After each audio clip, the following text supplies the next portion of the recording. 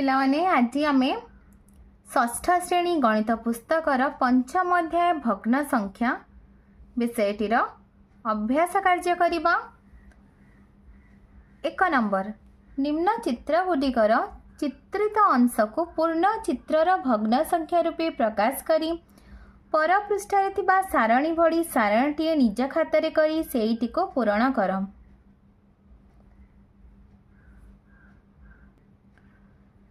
लाने एठी एई चित्रटी को देख, एठारे केतोटी चित्रित अंश अच्छी देखा। केतोटी प्रथम आम देखा केतोटी घर अच्छी एठी 1 2 3 4 5 6 7 8 9 तारे 9 भागर केते भाग चित्रित अंश अच्छी 1 2 3 4 तारे यार भग्न संख्या होची 4/9। यही चित्र को देख ख नंबर चित्र पर एठारे आम देखा मोट केतोटी भाग अच्छे आग देखा 1 2 3 4 5 6 7 8 8टी अच्छी। एथि चित्रित अंशर भाग 1 2 3 4 5 तो भग्न संख्या होची 5/8। तापर एठी देख मोट केतोटी घर अच्छी 1 2 3 4 चित्रित अंश 2 2 विभक्त 4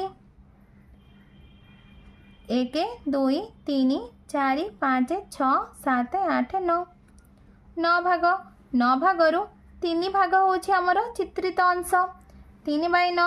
सेपरी देख 1 2 3 4 5 6 7 8 9 10 10 भाग 10 भागरू 3 भाग होछि हमर चित्रित अंश 1 2 3 4 5 6 7 8 9 10 11 12 केतोटी चित्रित अंश अच्छी 1 2 3 4 5 5 विभक्त 12।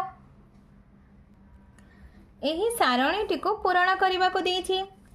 क चित्रर भग्न संख्या होची 4 विभक्त 9, ख चित्रर भग्न संख्या होची 5 विभक्त 8, ग चित्रर भग्न संख्या होची 2 विभक्त 4, घ चित्रर भग्न संख्या होची 3 विभक्त 9, व चित्रर भग्न संख्या होची 3 विभक्त 10, च चित्रर भग्न संख्या होची 5 विभक्त 12।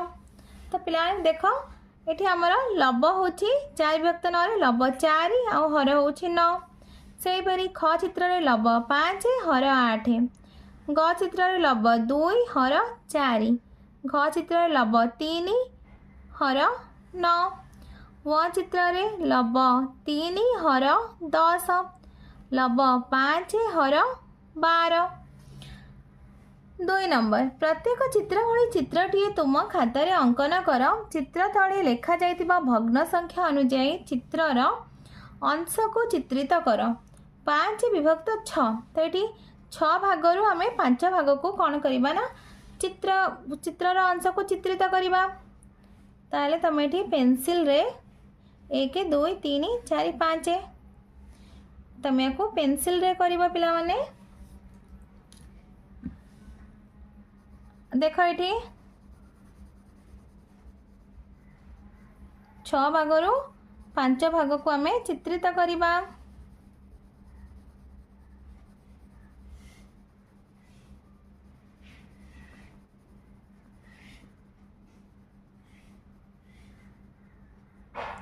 एक विभक्त 4 भागरू 1 भाग को आम चित्रित करवा।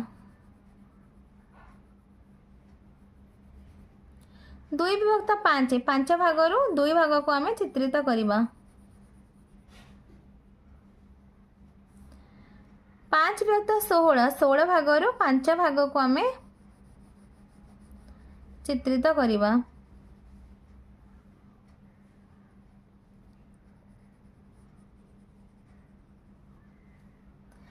पिलाने तुमको वीडियोटी भल लगिले लाइक एंड सब्सक्राइब करिवो, निज सांग पिला मानक सहित शेयर मध्य करिवो।